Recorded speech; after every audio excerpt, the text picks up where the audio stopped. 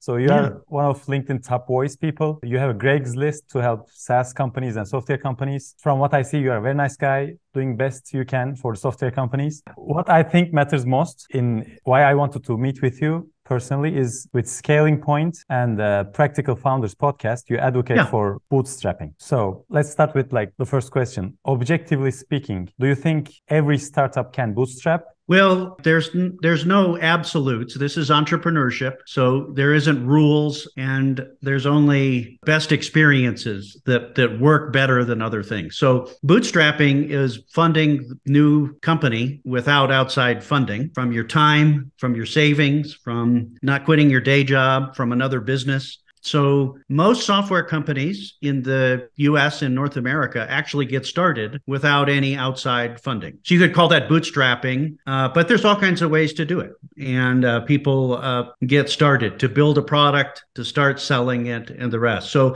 that's been very common for a long time. But in the last few years, for some reason, the hype about funding and the excitement about valuations and in the US and around the world. Yeah, so all of a sudden, everybody flipped and said, what you do first is raise funding, and it's the only game, and you always win. And all of a sudden, it became the default. It became the first thing to go get funding. But even in the US, you don't see it from elsewhere in the world, but even in Europe and anywhere in the world, bootstrapping is the primary way that software companies get started everywhere. It's a very small exception to get outside funding early. So I have been advocating for helping founders see that they need to stop thinking about raising funding and they need to build a product that somebody wants to pay for and build a business that maybe could get funding if the founder wants to, but most software companies shouldn't. There are very few software companies like starting an electric vehicle company that require a lot of money to get started. You could start a software company by just coding it and having your friends, code or sell it. So why would you do that? Why would you want outside funding? Where would they find the money to grow?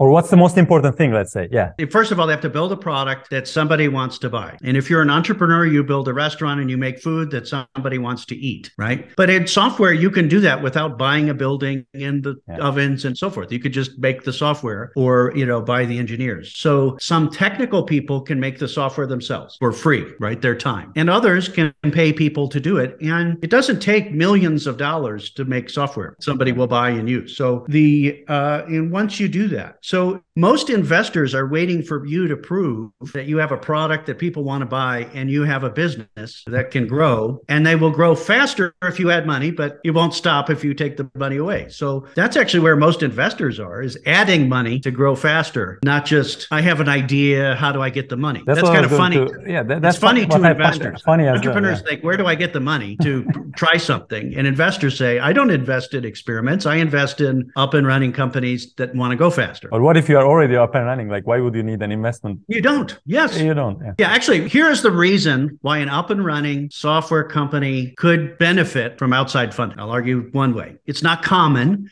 but if you say, we're growing at this rate without any outside funding, and if we raised outside funding and invested it and didn't waste the money, we could grow faster. And Assuming we didn't waste the money. Yes. And most often it's wasted because it's an experiment, right?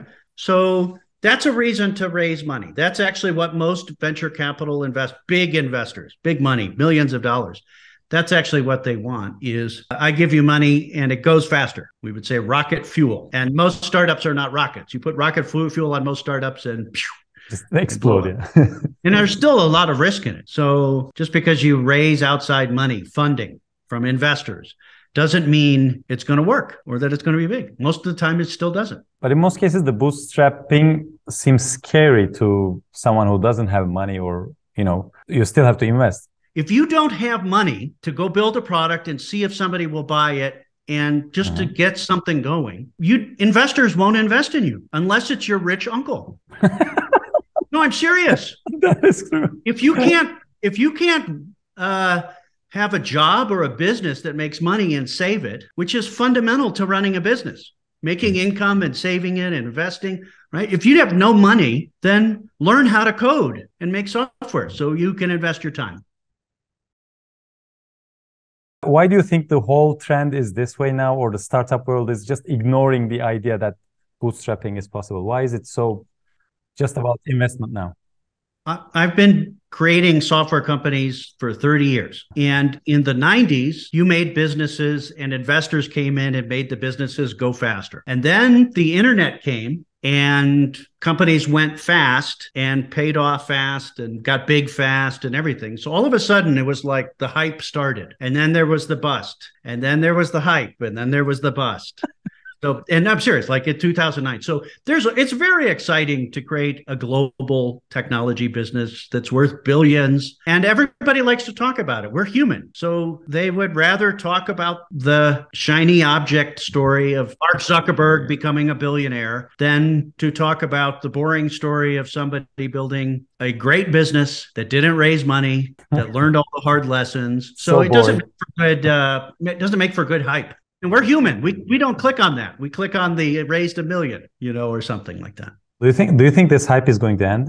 The hype goes up and the hype goes down, but humans do hype. So I'm telling the stories of practical founders who didn't raise big money, didn't go fast and die fast or grow fast. They did it the hard way, you would say. Yeah. And it's a very interesting story, but people don't click on it as much as Turkish student raises money and creates a global company. That's click. Yeah, that's clickable. Yeah. So and there's two sides. One is the media feeds that story. The other is people click on it. So that's people how any hype happens, right? That is true. Yes, right. Yeah, there's more clicking going on about hype stories of some celebrity in the US than all the news about the Turkish earthquakes, right? It's human. It's human. And the media system feeds the crowd, and, the hype of funding, which is pretty sexy when there's a cool story, the hype of funding and big exits and millionaire and all that. Maybe that's one of the things as well. Yeah, the numbers are so big that they sound so fancy to talk about. Yeah. Yeah, by the way, and there's numbers. Bootstrappers don't share numbers. You say, how big are you? And they say, I can't tell you. And then how many customers, how many employees, I can't say. So you don't even get the number to click on. Yeah. Yeah. So that's an interesting thing.